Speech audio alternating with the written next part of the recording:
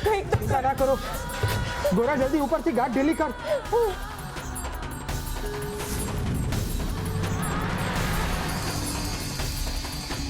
गंगा, गंगा आंखों खोल। गंगा, गंगा आंखों खोलो। गंगा आंख खोल। कहीं करो ने। તમે ચિંતા ના કરો, કાઈ નહીં થાય। ગંગા આંખ ખોલ।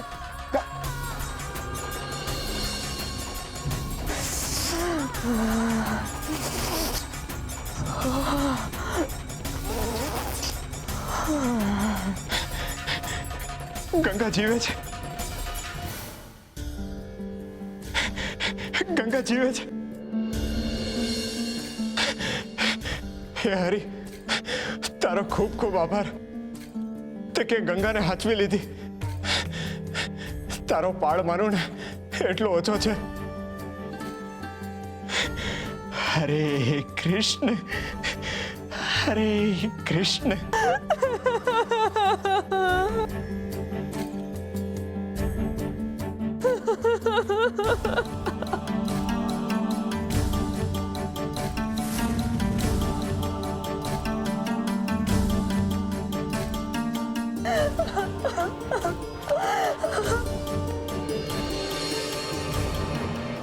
હું જાણું છું ગંગા કે તમે તમારા જીવનથી કંટાળી ગયા છો।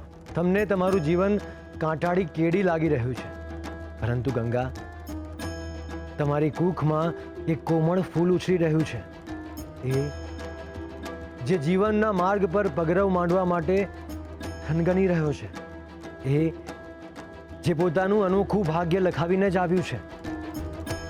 એ બાળક સાથે તમારું જીવન જોડાયેલું છે ગંગા। એ બાળકનું ભાગ્ય અને આયુષ્ય તમારા જીવનને ફરીથી સજીવન કરશે। એટલે એ બાળકના જન્મના નિમિત્ત બનવા માટે તમારે તમારા જીવને સાચવીને રાખવો જ પડશે। તમારી ઉદરમાં ઉછરી રહેલા બાળકનું ભાગ્ય ફક્ત તમારા ભાગ્ય સાથે નહીં, પરંતુ ગોરાના ભાગ્ય સાથે પણ બંધાયેલું છે। હા ગંગા, એ બાળકનો જન્મ ગોરાના જીવનમાં શુભત્વનો જન્મ કરાવશે। એ બાળક તારા અને ગોરા બંને માટે મોક્ષદાયક નીવડશે।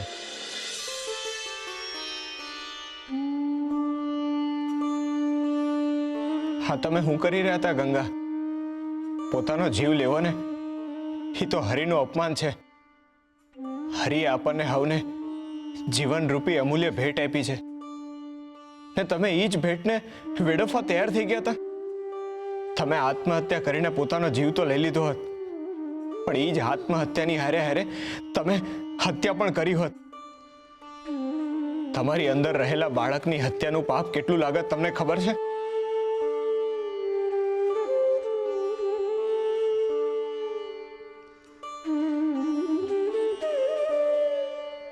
ને જીવન આપવું ને લેવું એ બે હરિના કામ છે ને આપણે હરિનું કામ હરિને જ કરવા દેવું જોઈએ। બોલો હરે કૃષ્ણ, હરે કૃષ્ણ। લ્યો ખાઓ। हरे कृष्ण।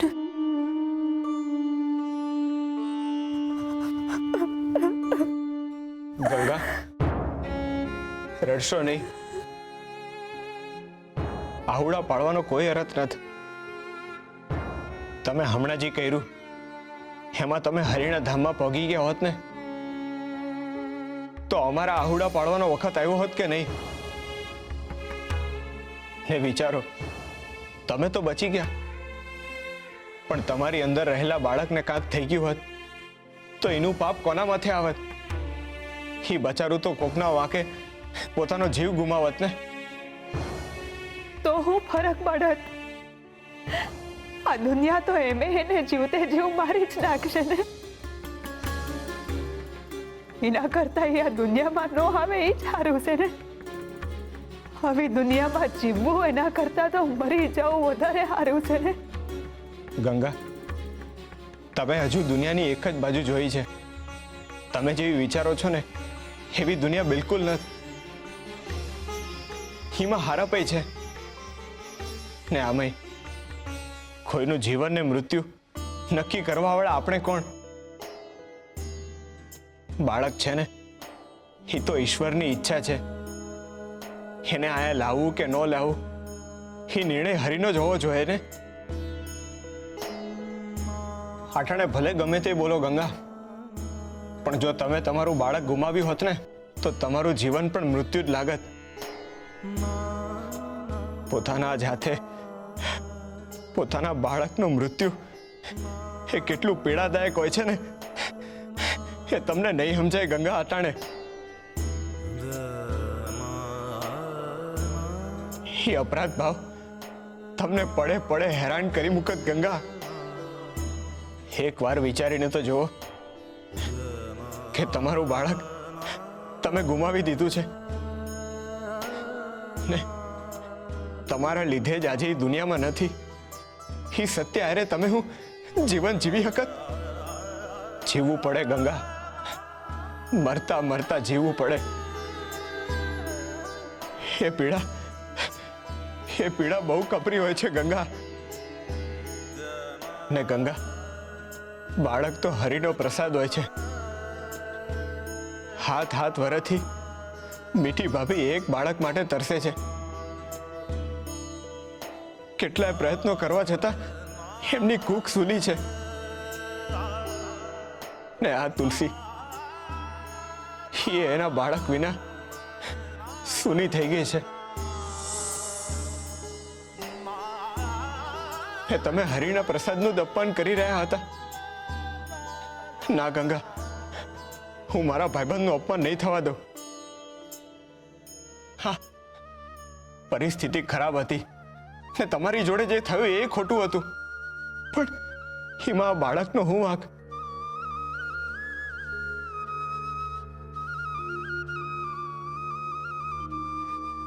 હવે આજ પછી હવે વિચાર કોઈ દી ન કરતા.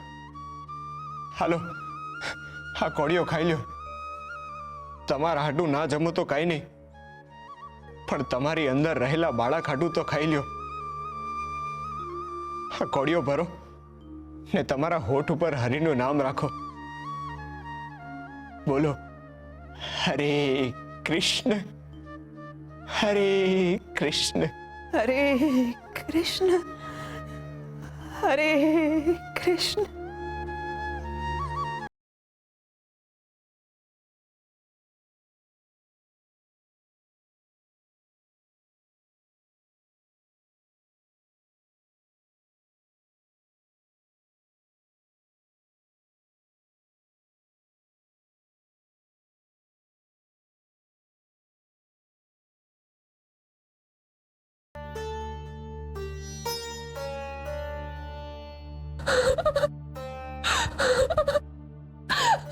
મને આટલી મોટી સજા નહીં આપો. મારાથી ભૂલ થઈ ગઈ. હું તમારી માફી માંગુ છું. મન મોટું રાખીને માફ કરી દો ને મને. હું બે હાથ જોડું છું.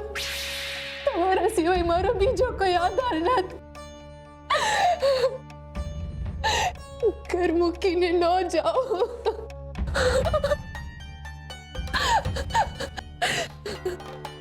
ન જાઓ.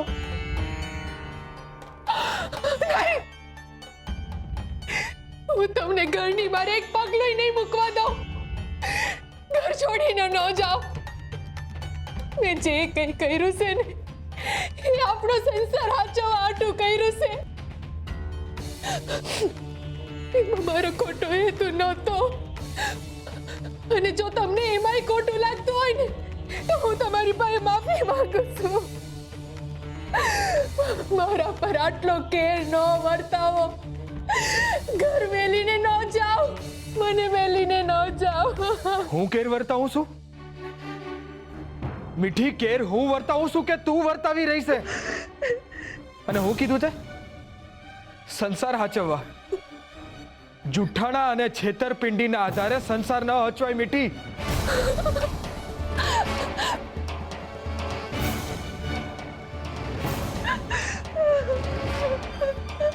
અરે બાળક તો ભગવાનનો પ્રસાદ કહેવાય મીઠી. ને તે આટલું મોટું જુઠ્ઠાણું આદર્યું. તે મારી હારે નહીં, હરી હારે ખોટું કર્યું છે મીઠી. અરે અનર્થ થઈ જાત જો આ વાત બારે ના આવત ને તો. તારા ખોટા વિચારના કારણે મારું સપનું ને હૃદય બેય તોડ્યા છે તે. તારી કુખે બાળક આવે માત્ર તારી નહીં મારી ઈચ્છા હતી મીઠી. જે દીથી તે સમાચાર આપ્યા કે તું માં બનવાની છે, એ દીથી હું કેટલા વિચારોમાં રાચતો હતો. મેં તો બાળકના નામે વિચારી લીધા હતા. દીકરો થશે તો હરી ને દીકરી થશે તો દેવી. આપણા ઘરે પાયણું બંધાય એ તો મને ગમે મીઠી, પણ આવી રીતના નહીં મીઠી, નહીં. હવે મને તારી કોઈ વાત ઉપર ભરોસો નહીં થાય. મને એમ થાય છે કે તારી હારે મારો સંસાર કેમ નો હલાવો. તારા જુઠ્ઠાણથી ઊભા કરેલા બાળકના કારણે મેં મારા ભગવાન જેવા ભાઈ હારે વેર વાળી લીધું મીઠી. મેં બચારા ગોરાને દુખી કરી દીધો. હવે હું શું કરું? કયા મોઢે એની માફી માંગુ? હું એની માફી માંગીશ તો એ બચારો મને માફ કરી દેશે, પણ હું પોતાને ક્યારેય માફ નહીં કરી શકું. હું કર્યું મીઠી?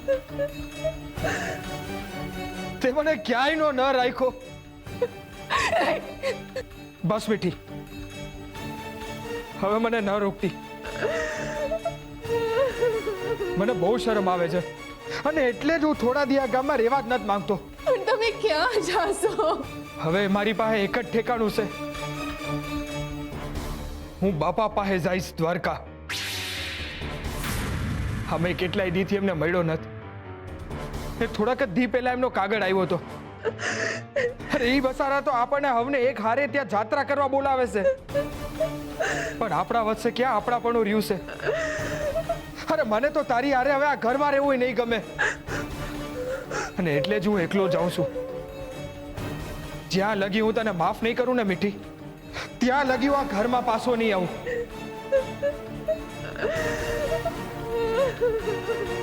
હે હરી, હવે આખા ઘરની હાચવડી તારા હાથમાં છે. હાચવી લેજે મારા નાથ. હું આ સ્ત્રીને માફ નહીં કરી શકું. જ્યાં લગી હોય ને માફ નહીં કરી શકું ત્યાં સુધી હું આની હારે મારો સંસાર નહીં માંડી શકું. હું જાઉં છું. બસ મીઠી, હવે મને ન રોકતી ને પાછળ આવીને આખું ગામે ભેગું ન કરતી. હવે તે મારું બહુ નીચા જોણું કર્યું છે ને હવે મારામાં સહન કરવાની હિંમત નથી. હું જાઉં છું.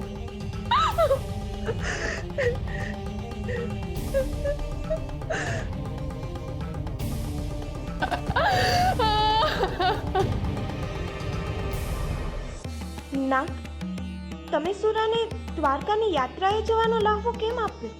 સુરા માટે તો જીવનનો સાર સંસાર છે. તમને મળવાની ઝંખના તો ગોરાને છે. તમે આવું કેમ કર્યું?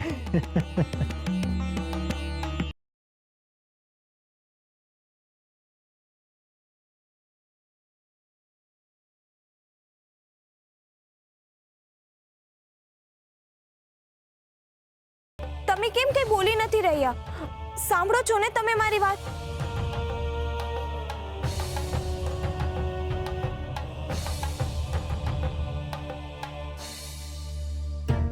તમે કેમ કઈ જવાબ નથી આપી રહ્યા? શું કરી રહ્યા છો તમે? ઘડતર, ગોરાના ભાવિનું ઘડતર. રૂકમણી, હું ગોરાના ભવિષ્યનું નિર્માણ કરી રહ્યો છું. આ વાંસળી મારા આસન પર મૂકશો?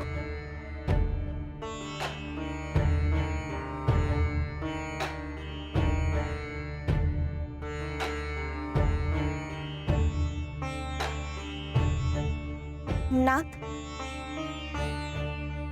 વાસળીને તો હું એના યોગ્ય સ્થાન પર મૂકી દઈશ, પરંતુ તમે મારા સવાલનો યોગ્ય ઉત્તર હજુ મને નથી આપ્યો. મને કહો ને, સુરાને દ્વારકા મોકલવાનો શું અર્થ? તમે આવું કેમ કર્યું? કહો ને નાથ, આમાં તમારી કઈ લીલા છે? અરે કહું છું રૂકમણી, કહું છું. જરા ધીરજ ધરો. લો, આહાર પકડો. આડો આવી રહ્યો છે. અરે કેમ આમ પકડીને ઊભા છો? આસન પર મૂકી દો. નાથ, શું હવે શુરા પાછો નહીં આવે? એ સંન્યાસી થઈ જશે? શું કામ? સંસારી મનુષ્ય સંન્યાસી શું કામ થાય? અને હરિની ભક્તિ કરવી એટલે સંસારને ત્યજી દેવો એવું તો નથી જ. ગોરા કે શુરા, પરમાનો કોઈ પણ દીકરો સંન્યાસી નહીં થાય. શુરા અત્યારે ભલે ગયો છે, પરંતુ એ પોતાના મનની શુદ્ધિ કરીને પાછો ચોક્કસ આવશે.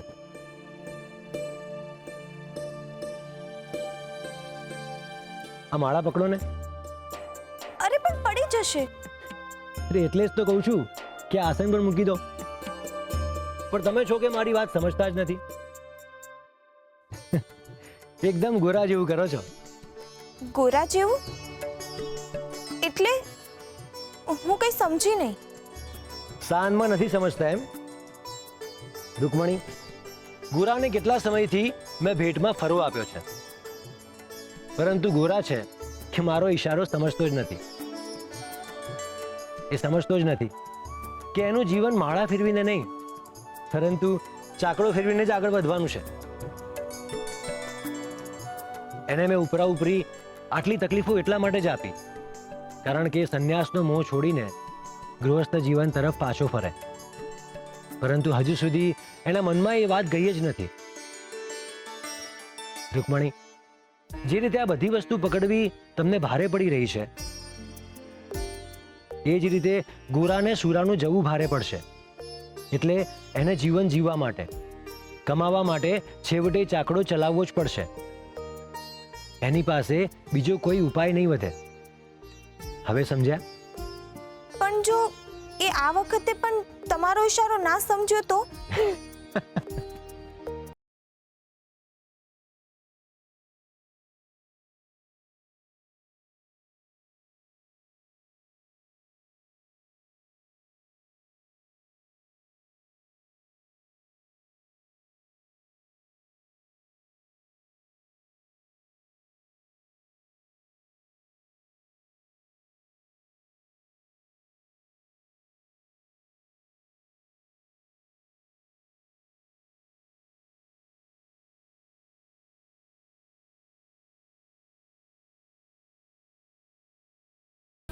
ભાગ્યની રેખાનો વળાંક કેવો છે, ગંગાને મળ્યું છે એ મારે જોઈએ છે.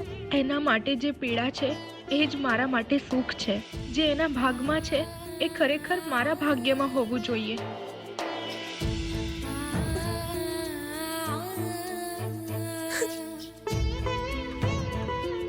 તુલસી, શું થયું? ગંગા ઠીક તો છે ને?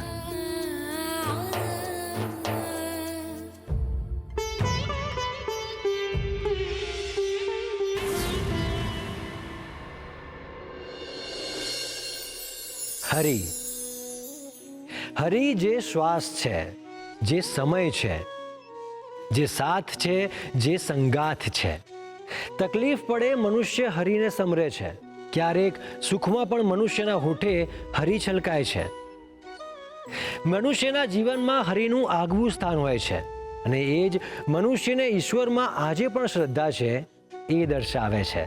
પરંતુ શું ક્યારેય એવું બની શકે કે ઈશ્વરમાં ઓતપ્રોત રહેનારો મનુષ્ય પણ ઈશ્વરને ભૂલી જાય?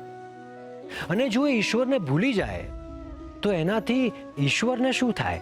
તો એનો જવાબ એ છે કે ઈશ્વરના કોઈ પણ સંતાન ક્યારેય ઈશ્વરને ભૂલી જ ના શકે.